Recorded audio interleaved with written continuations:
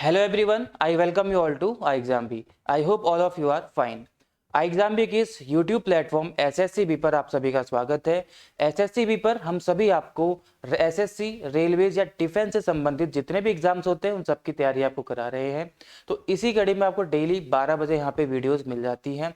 तो उसी में आज जनरल स्टडीज या जनरल अवेयरनेस से लेकर के आपके लिए एक टॉपिक मैं लाया हूँ जो आपके लिए काफी इंपॉर्टेंट साबित होने वाला है।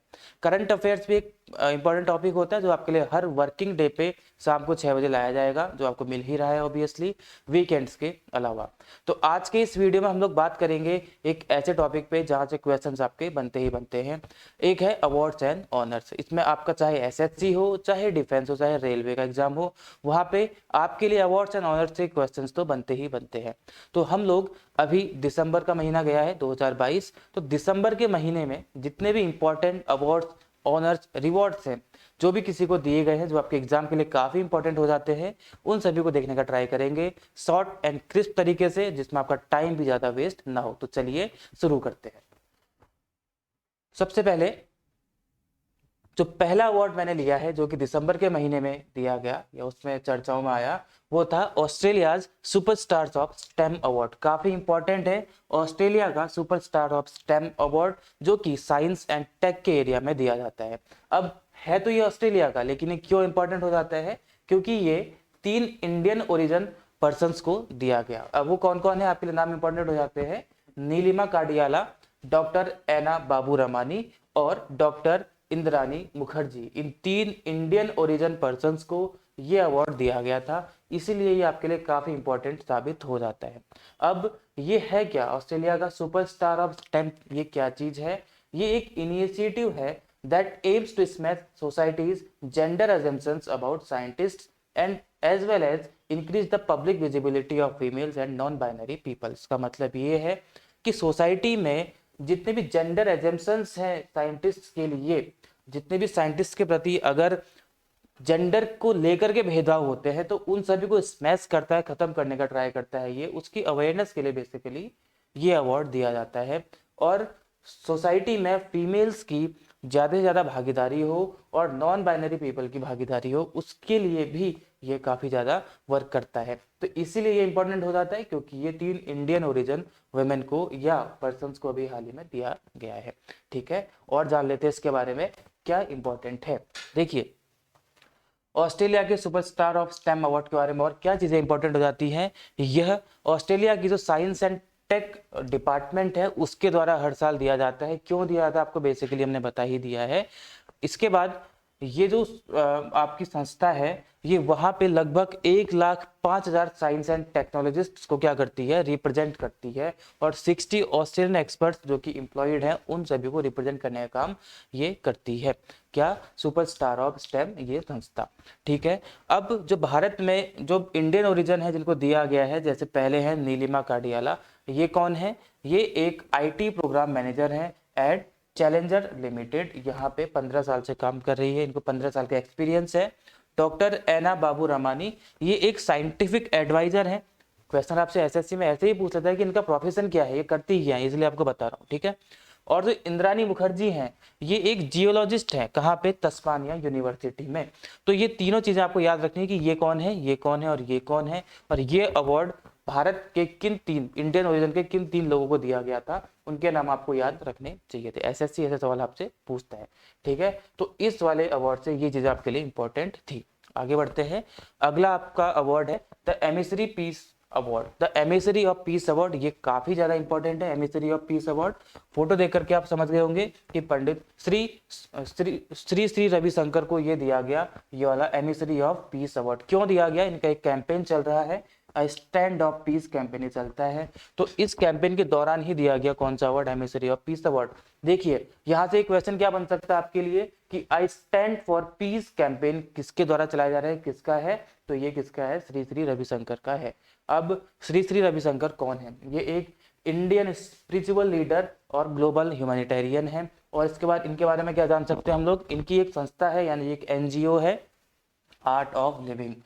अभी क्योंकि ये हाल ही में चर्चाओं में आए हैं, तो ये भी पूछा जा सकता है कि आर्ट ऑफ लिविंग जो कि एक एनजीओ है, वॉलेंटियर बेस्ड, ये किसका है, तो ये किसका है, श्री श्री रविशंकर का है। ठीक है, ये भी आपसे पूछा जा सकता है। ठीक है, इनके बारे में इसे जाननी थी। इस संस्था का मेन एम क्या है, ये संस्था ऑफर करती है several stress elimination and self development programme. से ऐसे ऐसे प्रोग्राम्स को डेवलप करते हैं, ऑर्गेनाइज करते हैं, जिसके माध्यम से व्यक्ति अपने जो स्ट्रेस है उसको एलिमिनेट कर सकता है और अपना डेवलपमेंट वहां पे कर सकता है। ये क्या है, आर्ट ऑफ लिविंग, किसकी है, श्री श्री रविशंकर जी की।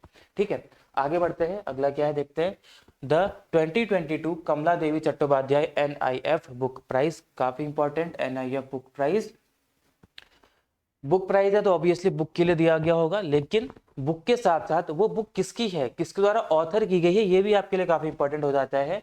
तो ये दिया गया अ पीपल्स हिस्ट्री, इस बुक को दिया गया अ पीपल्स हिस्ट्री, किसके द्वारा लिखी गई है, शेखर पाठक के द्वारा लिखी गई है। तो शेखर पाठक के द्वारा रचित अ पीपल्स हिस्ट्री। अब ये बुक का नाम हिंदी और इंग्लिश दोनों में सेम रहेगा, इसीलिए अ पीपल्स हिस्ट्री बुक जो कि शेखर पाठक के द्वारा लिखी गई है, इसको दिया गया NIF बुक प्राइज 2022 का। एक क्वेश्चन और बन सकता है कि ये बुक ट्रांसलेट किसके द्वारा की गई है, ट्रांसलेट फ्रॉम हिंदी किसके द्वारा, मनीषा चौधरी के द्वारा, translated from Hindi by Manisha Chaudhary. ठीक है, इनके द्वारा इस बुक को ट्रांसलेट किया गया है। ठीक है, ये आपके लिए यहाँ पे इंपॉर्टेंट हो जाएगा। अब आगे देखते हैं, इसके बारे में देखते हैं कुछ लर्न अलोंग की और क्या क्या चीजें इसमें इंपॉर्टेंट हो जाती हैं। ये जो अवार्ड है ये दिसंबर 1 दिसंबर को इसको अभी किया गया, अनाउंस किया गया था। ये 5th एडिशन है, यानी कि ये अवार्ड 2018 में आपका लाया गया था, 2018 में इसको फाउंड किया गया था, पहली बार दिया गया था और अभी ये इसका 5th एडिशन है। क्यों दिया जाता है, to recognise powerful works of non fiction about contemporary India. जो भारत है इसके बारे में, भारत के बारे में जितने भी नॉन फिक्शन वर्क है, नॉन फिक्शन जितने भी बुक्स हैं, उन सभी को रिकॉग्निशन प्रदान करने के लिए यह अवार्ड दिया जाता है। इसके फॉर्मर रेसिपिएंट्स, SSC कभी कभी क्या करता है, पुराने भी पूछ लेता है, तो वर्तमान के साथ साथ आपको पास्ट के भी याद रखने हैं। तो 2020 में फॉर मोबिलाइजिंग द मार्जिनलाइज्ड, इस बुक के लिए दिया गया था किसको, अमित आहूजा को दिया गया था। दीनदयाल पटेल को 2021 में दिया गया था नेहरूजी यानी कि तो दादा भाई नेहरूजी है, उन्होंने बुक लिखी थी पायनियर ऑफ इंडियन नेशनलिज्म, उसके लिए दिया गया था। और उसके बाद किसको दिया गया था, along with former union minister Jairam Ramesh को भी दिया गया था, उनकी एक बुक थी अ चेकर्ड ब्रिलियंस, इसके लिए दिया गया था जयराम रमेश को ये अवार्ड। ठीक है, तो यहाँ से आपके लिए चीजें इंपॉर्टेंट हो जाती हैं। NIF का मतलब क्या है, New India Foundation Book Prize. ठीक है, आगे बढ़ते हैं, अगला है नादोजा अवार्ड, ये कर्नाटका स्टेट का अवार्ड है, बहुत ज्यादा इंपॉर्टेंट नहीं है लेकिन इसको हम छोड़ भी नहीं सकते, आपको याद रखना ही है। तो नादोजा अवार्ड जो कि कर्नाटका का अवार्ड है, गवर्नमेंट ऑफ कर्नाटका के द्वारा ये दिया जाता है। Cardiologist and director of Shri Jayadeva Institute of Cardiovascular Science and Research कौन है, CN मंजुनाथ। 3 लोगों को दिया गया, CN मंजुनाथ, राइटर कृष्णप्पा जी 2 और social activist and businessman S सदाकश्री। 3 नाम याद रखेंगे, CN मंजुनाथ, राइटर कृष्णप्पा जी और S सदाकश्री, इन तीनों को दिया गया नादोजा अवार्ड, जो कि गवर्नमेंट ऑफ कर्नाटका के द्वारा दिया जाता है। ठीक है, उतना ही इसमें इंपॉर्टेंट था। अब हम बढ़ते हैं आगे, time magazines person of the year, ये काफी इंपॉर्टेंट, इसको आप 3-4 स्टार लगा के रख लो, इसको रट लो। टाइम मैगजीन जो है अपने कवर पेज पे किसी को स्थान देती है, पर्सन ऑफ द ईयर घोषित करती है और कई सारे कैटेगरी में ये लोगों को ऑनर देती है, उनको सम्मान देती है। तो पर्सन ऑफ द ईयर किसको घोषित किया गया, वोलोदिमिर जेलेंस्की, जो कि यूक्रेन के क्या है, प्रेसिडेंट है। वोलोदिमिर जेलेंस्की, आपको पता है पिछले ही साल उन्होंने काफी सारी हार्डशिप झेली है, जो भी कुछ रशिया यूक्रेन वॉर। तो वोलोदिमिर जेलेंस्की को दिया गया टाइम मैगजीन का person of the year award. ठीक है, अब यहाँ पे यूक्रेन के राष्ट्रपति को दिया गया है, तो ऐसा भी तो हो सकता है कि रशिया को भी दिया गया हो। तो हाँ, रशिया के जो है उनको भी दिया गया है। पहले कब दिया गया उनको, 2007 में। तो ये क्वेश्चन भी आपसे पूछा जा सकता है कि व्लादिमीर पुतिन को ये अवार्ड कब दिया गया था, टाइम मैगजीन का person of the year award कब दिया गया था, तो उनको दिया गया था 2007 में। और यूक्रेन वालों को दिया गया है वोलोदिमिर जेलेंस्की को 2022 में अभी। ठीक है, इनको दिया गया पर्सन ऑफ द ईयर 2022। इसके साथ साथ टाइम मैगजीन के कवर पेज पे किसको फीचर किया गया, डेविड नॉट को फीचर किया गया। उसके साथ साथ times entertainer of the year किसको बोला गया, के पॉप बैंड ब्लैक पिंक को दिया गया। और टाइम की जो 2022 हीरोज ऑफ द ईयर, ये ऑनर किसको दिया गया कि 2022 के हीरो हम किसको बोलेंगे, ईरान की वुमेन को, ईरान की महिलाओं को बोला जाएगा, ये कहा गया टाइम मैगजीन के द्वारा। और एथलीट ऑफ द ईयर बोला गया किसको, एरोन जज, ठीक है, जो कि एक बेस बॉलर है, बेसबॉल खेलते हैं। और माइकल ये को दिया गया कौन सा award, icon of the year award दिया गया, आइकन ऑफ द ईयर दिया गया किसको, माइकल यो को दिया गया। ठीक है, ये काफी शॉर्ट एंड क्रिस्प तरीके से आपके लिए यहाँ पे लेके आया हूँ, इसके बाहर आपसे क्वेश्चंस अवार्ड्स ऑन अर्थ में नहीं बनते हैं। ठीक है, तो आप लोगों को देखने जरूरी है। तो यहाँ पे ध्यान रखेंगे व्लादिमीर जेलेंस्की को दिया गया और रसिया के व्लादिमीर पुतिन को 2007 में दिया गया था। ठीक है, आगे बढ़ते हैं। यहाँ पे वही जानकारी लिखी हुई है, 2007 में दिया गया था इनको। ठीक है, ये स्टार्ट कब किया गया था, 1927 में दिया स्टार्ट किया गया था पर्सन ऑफ द ईयर, लेकिन उस टाइम पे इसका नाम क्या था, मैन ऑफ द ईयर हुआ करता था, लेकिन बाद में इसको क्या कर दिया गया, पर्सन ऑफ द ईयर कर दिया गया। ठीक है, आगे बढ़ते हैं। US presidential life time achievement award, US presidential life time achievement award यानी इसको क्या बोलते हैं, PLA, ये भी काफी इंपॉर्टेंट है जो अभी दिया गया है। क्यों इंपॉर्टेंट है, क्योंकि ये अवार्ड, ये PLA अवार्ड किसको दिया गया है, एक इंडियन ओरिजिन को दिया गया है, वहां के राष्ट्रपति यानी कि यूएस प्रेसिडेंट जो बाइडेन के द्वारा, इसलिए काफी इंपॉर्टेंट हो जाता है। और किसको दिया गया है, कृष्णा वाविलाला को। काफी लंबे टाइम तक वहां की संसद में इन्होंने अपनी सर्विस दी है।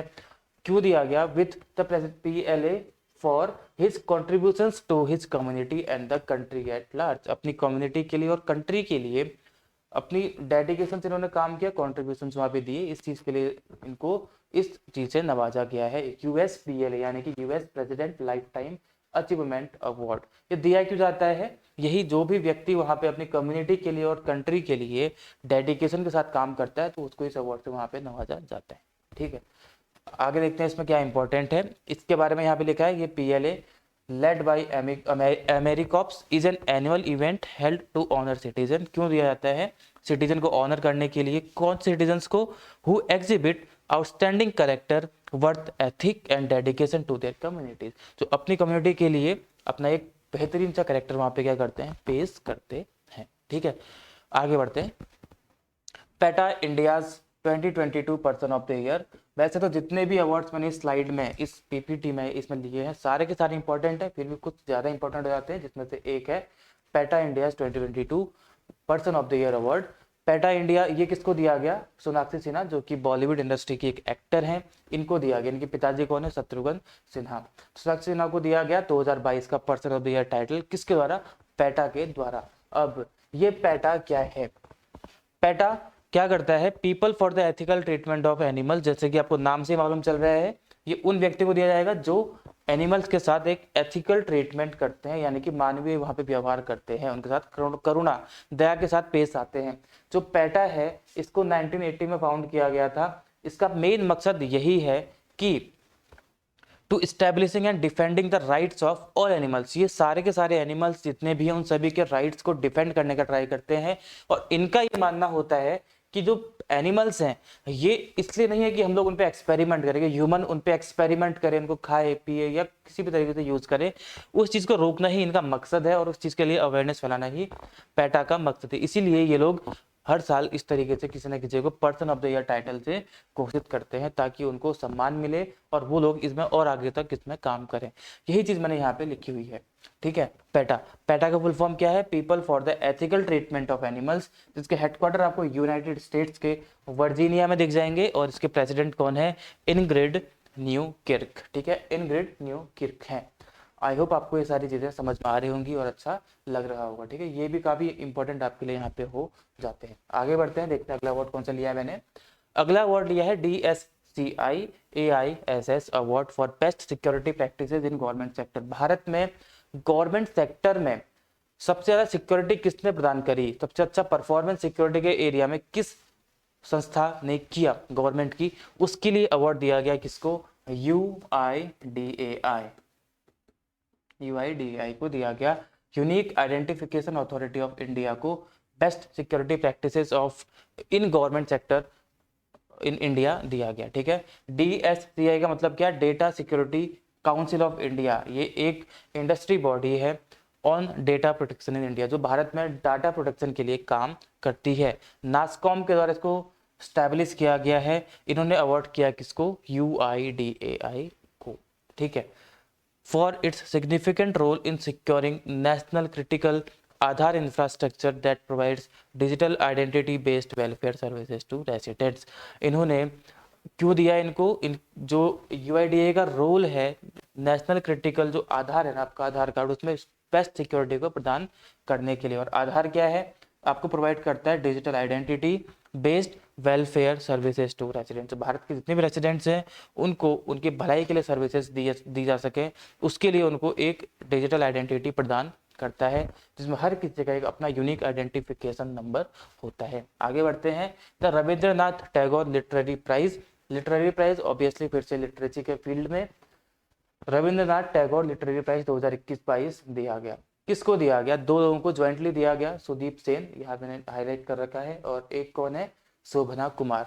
सुदीप सेन को दिया गया और पूछा जा सकता है कि किस चीज के लिए दिया गया, किस चीज के लिए, फॉर हिज जनरल एंड फॉरबेंडर anthropocene climate change contagion and consolation.